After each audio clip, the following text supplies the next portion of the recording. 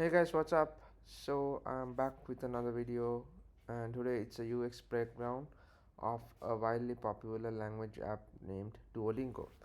So I'll be talking about several UX frameworks or tricks that they have used to make the experience more like better. And starting off, number one is their mascot. So they have this widely popular like mascot of a bird named Duo, and for several reasons this is great because number one is the message of this app feels personalized, the app feels more human, and I also feel like the app uh, message would be memorable with this character. So yeah, that's one thing that they have done to yeah, make a better experience.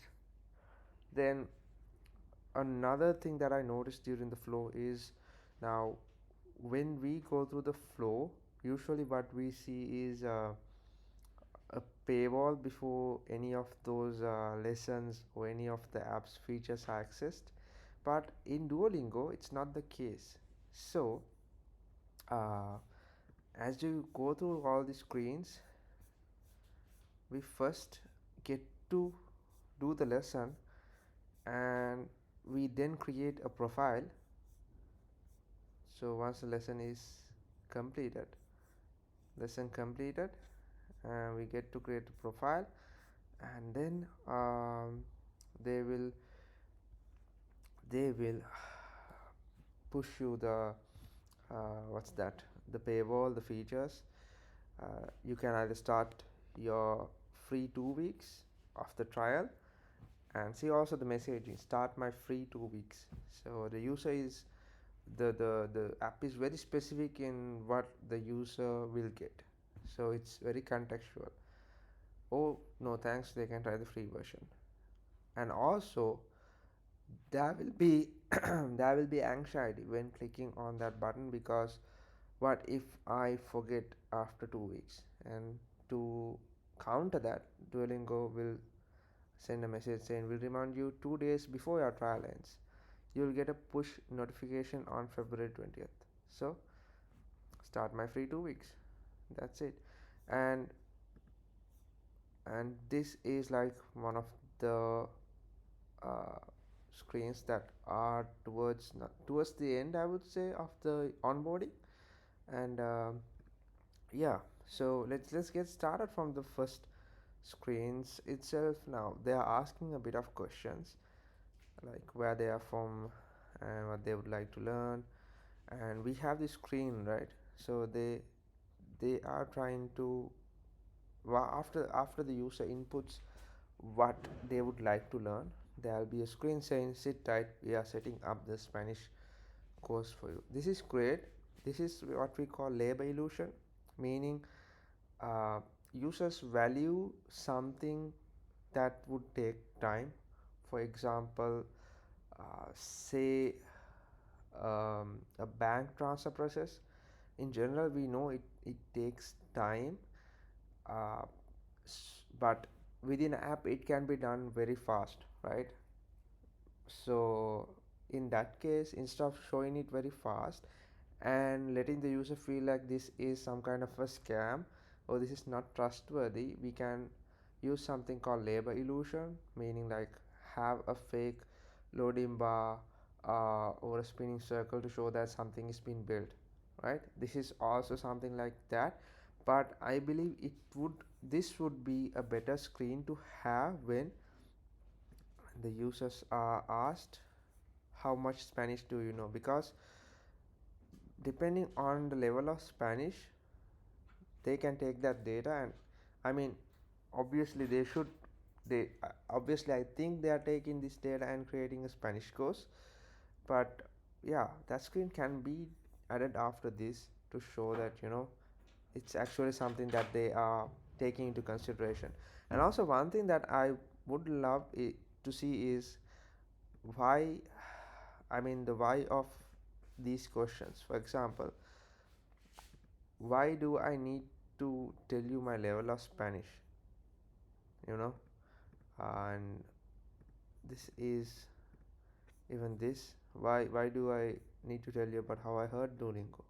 What's the purpose? Like giving more details, feedback would be a great way to increase the trust of the user.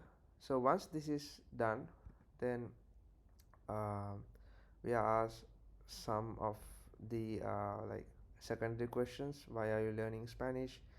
And also benefits of what, not benefits, mostly like features, right?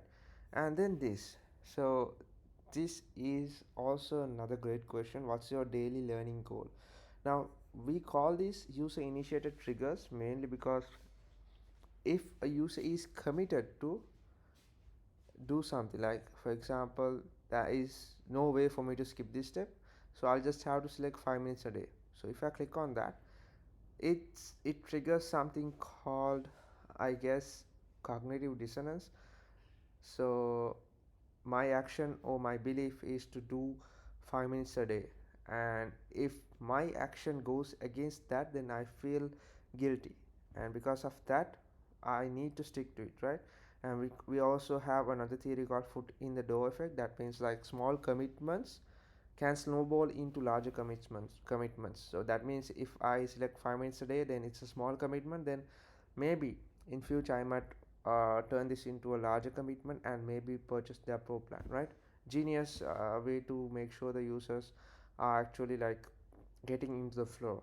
And at this moment, it's another opportunity for them to ask for push notifications, because in most of the apps what we see is that the apps ask for the, I mean, show the paywall number one, and then ask for push notifications without any value being delivered or without providing any context. But because this is something that the user pushes, and in the user's mind they might think, okay, how am I going to do this, right? And then I'll remind you to practice so it becomes a habit. Great. And then they ask, Duolingo would like to send you notifications, and then they allow, because again, user user, I mean, something that the user initiates and triggers is better than something that the app sends out, right?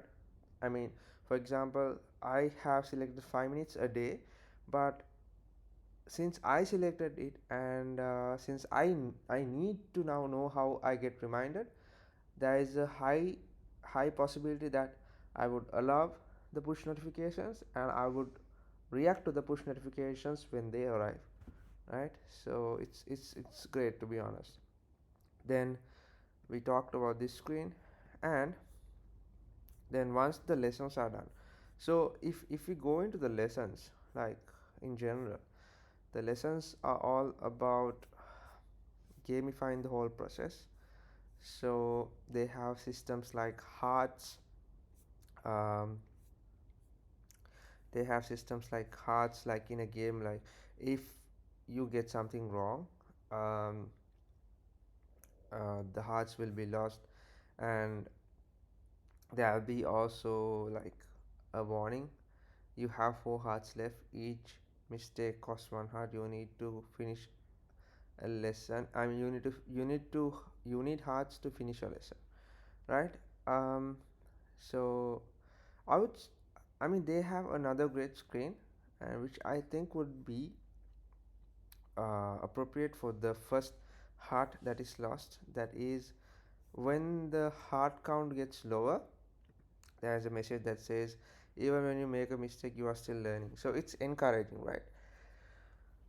uh, I would think it would be best for the screen to be at the first heart that is lost instead of that warning message, but it depends on really uh, the place where the user is in, because Duolingo has might have done a lot of research on the users and come to this flow today.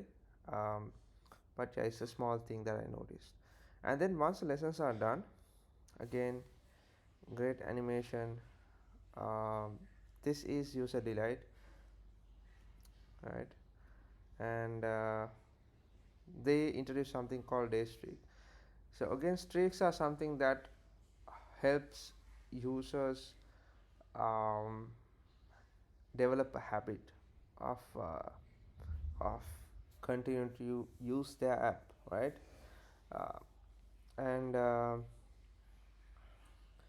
Yeah, so again, this is the theory of gamification. And again, user initiated trigger. So instead of Duolingo setting a streak, they let the user set a streak, because most likely the probability is high for the user to stick to a streak that they set, right? And yeah, Duo says the same thing. You'll be two times more likely to complete the course than commit to my goal. Even the call to actions are very specific. So yeah, again, great user experience in my opinion, and I have seen a lot of case studies based on this particular app. So yeah, this is just regarding the onboarding and some of the UX tricks that they have used. There are more ways Duolingo users create psychology to hook the user in. But yeah, if you guys have any questions, any feedback, please do let me know in the comments. I'll talk to you soon.